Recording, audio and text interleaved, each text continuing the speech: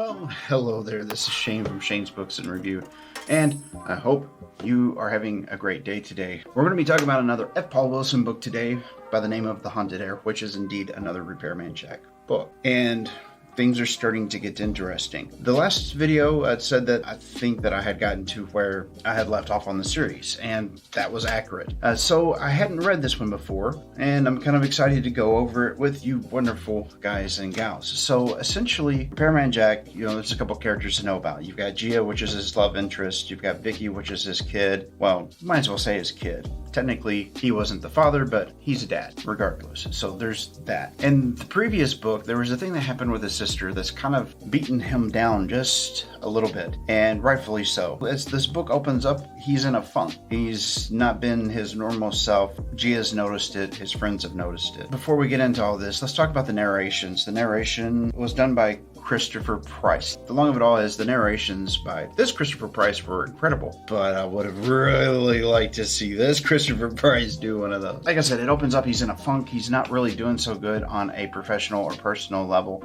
It's not that he's been not doing anything for an incredibly long time. It's just been a few weeks, but he's been a mopey individual. And so Gia's trying to get him to come out of it. And so there's a party that the scenes open up on, and there's a person wearing a bridesmaid dress, and she's an artist. There's all these different sorts of people that Jack really just wouldn't associate with, and there's this fairly interesting conversation that Gia and Jack have about the differences in society whenever it comes to men and men preening and that kind of a thing. It was kind of fun to take that little journey. Not that there is a right answer or a wrong answer on that, it was kind of cool to see the perspective of that character in the book and what they felt about it. Now, before long, one of the artists there is really upset because their lucky device, their bracelet that allows them in their mind to be an artist, this bracelet has disappeared, which leads us into the rest of the book. So they end up going to see this psychic, and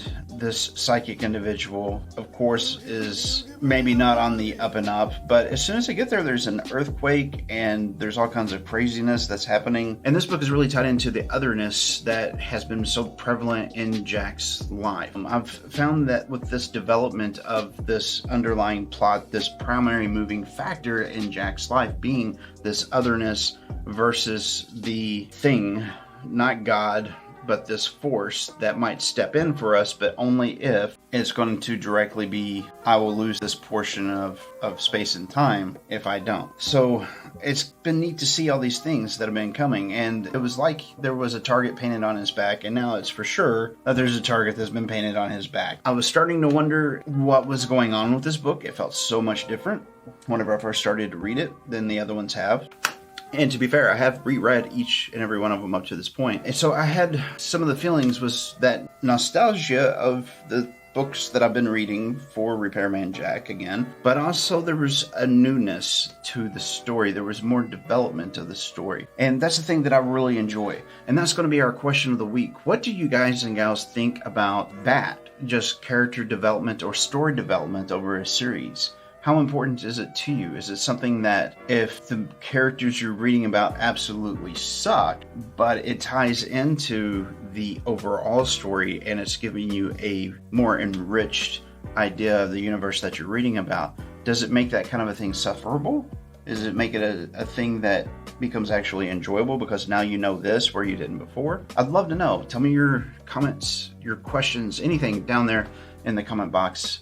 I would love to see what you've got to say about it. There's a lot of speculation that I have on Repairman Jack, so let's throw some of that out right now. I think that we're, of course, experiencing in the Repairman Jack genre that there's going to become a point where it's going to be just fight for humanity, and it's going to happen in order to resolve Jack's story. It'll be really unique to see how F. Paul Wilson has tackled that. I don't know if it's already been done or not. I'm going to read the rest of them blind without reading any kind of reviews or input or anything, but I would like to know what beyond what we already know at this point the other is. So are these things demigods? Are they gods? Is it just that it's a force that is so overwhelmingly large that there's no way that we mirror human mortals? Will the author take that route, or will F. Paul Wilson instead actually start to break down some of this stuff. What is the actual moving force behind the moving forces? Is it just like a chess game that they want to win for each other just because they can? Is it that one is just hell-bent on destroying everything in the universe, galaxy, multiverse, whatever, so that it can say, I got you? Or maybe is there something a little bit deeper than that? Is it more along the lines of perhaps it's the forces that we as humans are creating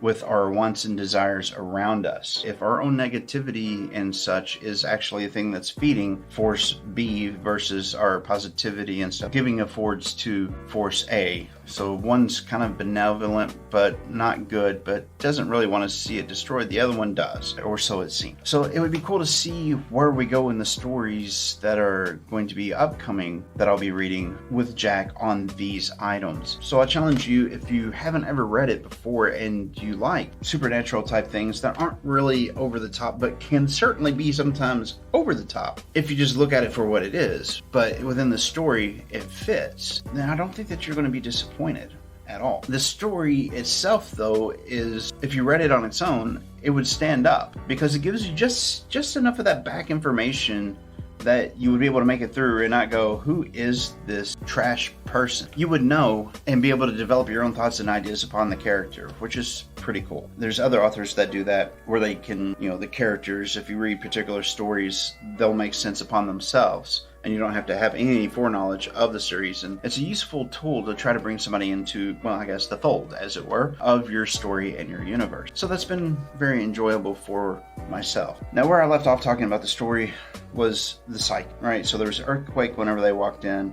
And Jack, of course, has had a lot of life experience whenever it comes to, well, shill, shysters, people that are scammers, etc. And so it was kind of cool to know that he had that experience and then having that pre-knowledge reinforced. So essentially, the thing that gets the story rolling in this was the bracelet, but then we run into these psychics. They end up having a big problem that they don't think is supernatural, and one problem that they have isn't. Another problem that they have is. And usually I don't talk about the end of a book, but this time I kind of will a little bit, because what an interesting way to wrap up that story. So Jack makes it known that he really doesn't like psychics because there's nothing to it. It's just scams. It's a bunch of tricks from way back in the day, and there's this way of doing this and this way of doing this. There's usually a person that's responsible for taking care of all the physical sensations, a mechanic, if you will. And then there's usually the person that's the head of the operation that everybody focuses on. And then the other person does this stuff sneakily in low light or whatever. And it all makes sense. I mean, it's a little bit advanced for anything that I've ever experienced whenever I've gone to anything with friends. Because, I mean, it is kind of fun, but that's just it. I view it as entertainment purposes. He gets in with them. They don't want to let him in at first, but he does work his way in because for whatever reason, Gia gives Lyle, or Charlie, I can't remember which one it was, their Jack's repair number. And so it kind of gets him off of his butt and back into the saddle, which is good for him. But we find out that the other is starting to really want to get a hold of him, and in any which way it can. So instead of him being the target this time, it's Gia. And that's kind of harsh, especially the way that things start to work out. They're trying to get to Jack through Gia, and there's another plot point, which was kind of cool. It had to do with this ceremony. This person was really into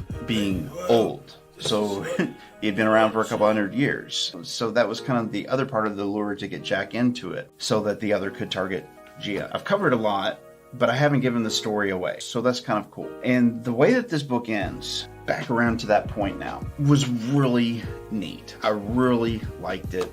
I mean, it was far-fetched, sure. It was very much Repairman Jack-esque in the way that it ended. And it kind of left me with the warm and fuzzies, which a few books that I've read lately, they've been kind of beyond that cliffhanger point. It would be just like if we ended the video